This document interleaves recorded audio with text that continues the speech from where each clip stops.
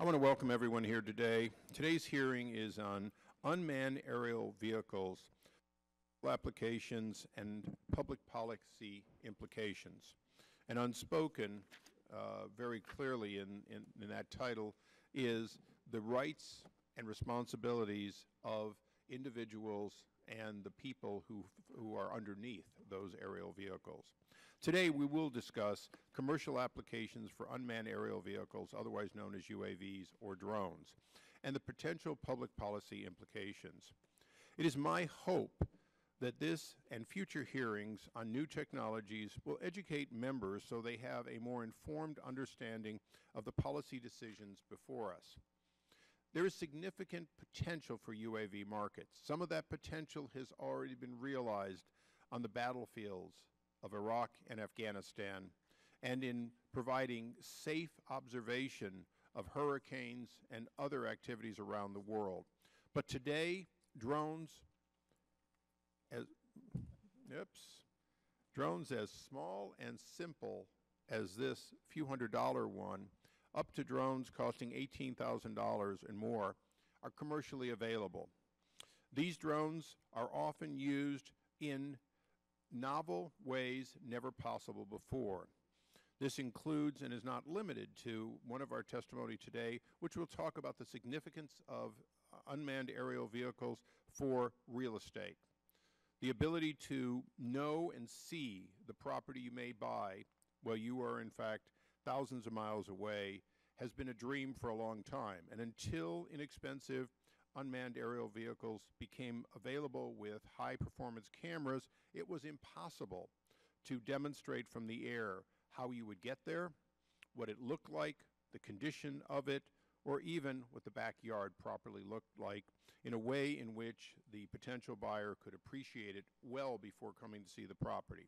Companies like Google, Facebook, and Amazon are investing in developing new drone technologies that have the potential to change how we receive internet service, various goods, and even how we monitor and access remote places around the world or disaster areas. Responsible drone use across industries, including internet services, movie and news industries, sports coverage, and more, are part of daily operations. As drone technology has become rapidly more prevalent over the past few years, both the government and private sector have been faced with challenging questions over privacy, airspace access, and more. Such a debate broadly echoes the theme that this committee sees in new technology. How do we allow new, innovative technologies to come to market and advance economic interests without stifling private industry through without stifling private industries through outdated or inflexible regulations? UAV technology has the potential to deliver genuine services to society, and at the same time, the public and private sectors must work together to protect consumers' safety and privacy. Such a cooperation should focus on flexibility, and I am interested to hear from our witnesses suggestions on how we can balance the needs of consumers and technology developers. Before I conclude and yield to the ranking member,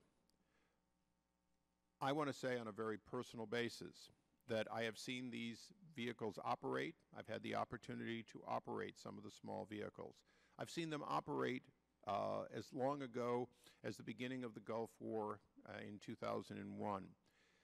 These and their consumer smaller versions represent a great opportunity, one that more than a decade, or not more than a decade, 6 years ago, Ray LaHood, then the brand new Secretary of Transportation, said was one of his priorities to accomplish during his tenure. He pledged to work on the FAA to develop standards for safety and deployability, not just for these smaller ones like the one I held up earlier, but in fact for the Global Hawk, the Predator, and other large-scale UAVs. He is a dear friend of mine, but the FAA let us down. And today, as a private pilot, I find it reprehensible that we are, in fact, constantly talking about the danger of very small ones, while the FAA has essentially punted on their responsibility to set standards. So it is not, the FAA is not within this committee's jurisdiction, and we appreciate that. But at the same time, we understand that the possibilities for these vehicles flying typically below 400 feet cannot be stifled by just the inaction of the FAA. And so with that, I look forward to my ranking member statement and our witnesses, and I yield to the gentleman from New York.